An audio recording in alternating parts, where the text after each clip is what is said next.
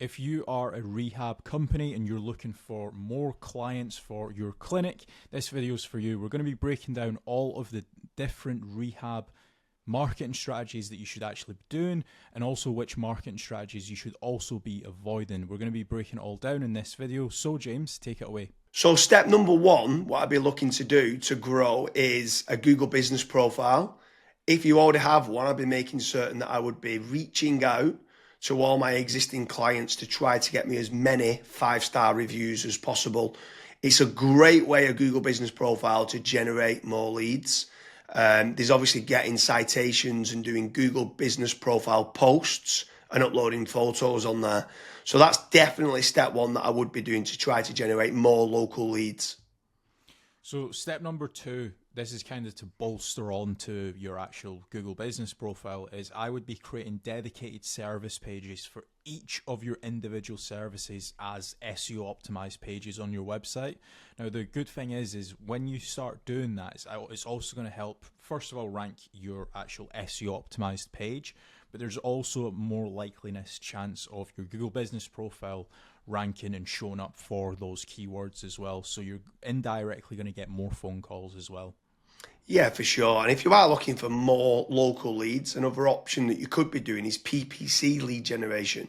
That's pay-per-click within Google or within Bing, where you're trying to target the bottom of the funnel keywords that can try to generate you some more inquiries. The difficult part to this is you need to make certain you do team up with a good pay-per-click agency, because there is click fraud. And there's also needing to build up like a negative keyword list, so it's not people applying for jobs like a careers kind of job. So PPC can work well, but it can, in the wrong hands, you can waste a lot of money. But it's another way of generating local leads. Yeah. And then after that, you've also got like meta ads as well. So like Facebook, Instagram, where the next time when somebody goes on to Facebook, they might be scrolling, they might see your ad. Now, there's a few different ways that you can set up Facebook ads. You've obviously got option A, which is like lead forms, which is like really easy to do. They don't even leave the Facebook platform, like they never click onto your actual website. Now, the issue with lead forms is that the quality might not be great, but you can obviously add more questions in to try and up that quality of the actual lead. Then you've also got conversion ads as well, where that actually gets sent through to your website, and then they fill out the contact form to you or on your website as well. So you've got a couple different options there that you can do. Yeah, for sure. And then another way to grow more local leads could be organic social media.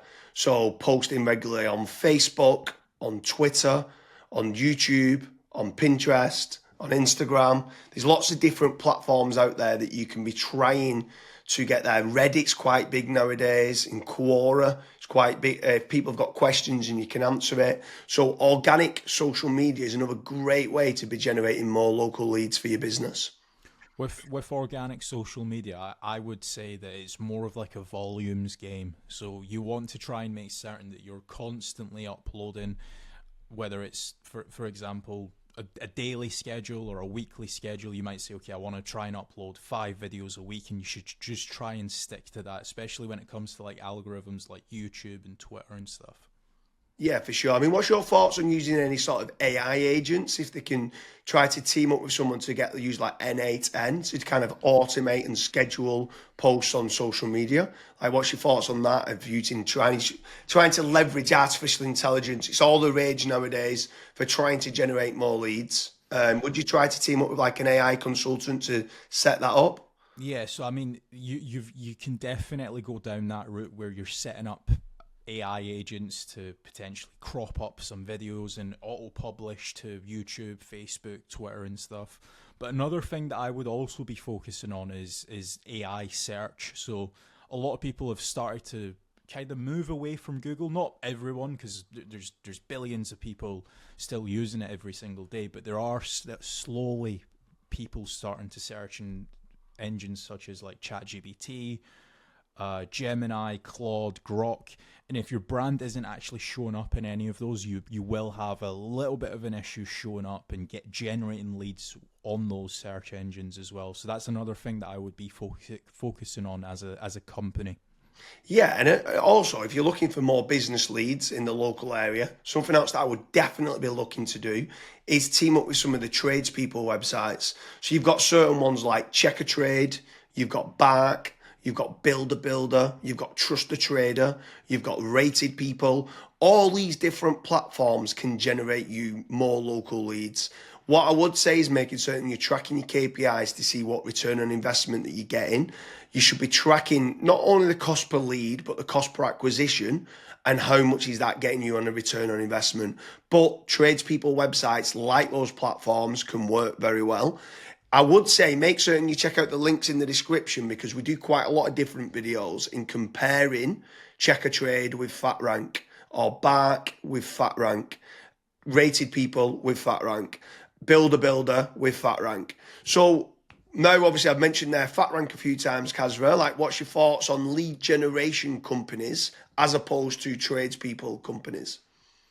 Yeah, so with lead generation companies, I would almost say that every single lead generation company, you want to try and do your due diligence. So make certain that if you are in a specific niche, that lead generation company has actually generated leads in that industry before. I would also maybe even have like a strategy call with them and say like, okay, this is my budget, this is how many leads I ideally want, etc. To make certain that if your actual KPIs do align with that lead generation company, you also want to make certain that what type of leads are they? Are they exclusive leads? Are the leads only going through to yourself? Or are they, for example, shared leads, which that's what a lot of other lead generation tools and lead generation companies do. Like, for example, Bark and Check a Trade and stuff. Whenever myself and James have spoke to company owners that have used those services, that's one of their biggest pain points where they say, yeah, it's a shared lead and it's kind of a rat race down to the bottom of who's the cheapest, basically. So that's a couple things that I would be asking lead generation companies before partnering up with them. Yeah, for sure. I mean, if anyone is interested in generating more local leads, I strongly recommend heading over to fatrank.com, where we have a commission-based lead generation service. That means you only pay a finder's fee on converted jobs. You have nothing to pay on the pay per lead. You have nothing to pay until you get paid, until you convert that job on a pay per sale basis and you've completed the job and been paid. That's when you only have to pay fatrank.com. So head on over to fatrank.com to see whether you qualify. But I want to kind of expand a little bit further, right? So what is your thoughts on inbound lead generation versus outbound lead generation? So I always prefer inbound. The conversion rate of not just getting the lead, but the lead actually converting into a paying customer, into money coming into your business bank account is a lot higher. The last stat that I saw for that was something like 16.1% end up converting into a paying customer as opposed to 1.4% when it's a outbound lead. Yeah, that's pretty crazy. That's like a 12... But yeah, it's 12 times more conversion. Yeah, Like, it's exactly. crazy how much more conversion that is. You need to do a lot of volume for kind of outbound, whether it's cold calling or cold email or like LinkedIn Sales Navigator and stuff like that.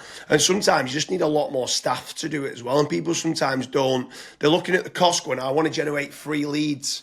And they're like they think they're generating 3 leads, but they still cost of like the email sending, still cost of then the sales team try to convert them and stuff like that. So yeah, I completely agree with you that inbound leads is so much better than kind of outbound leads. But then what's your thoughts then on some people ask the question that come through that want local leads and then they talk about, are these real-time leads? Like, is real-time leads very important to get? So as soon as they inquire, it comes through to you straight away.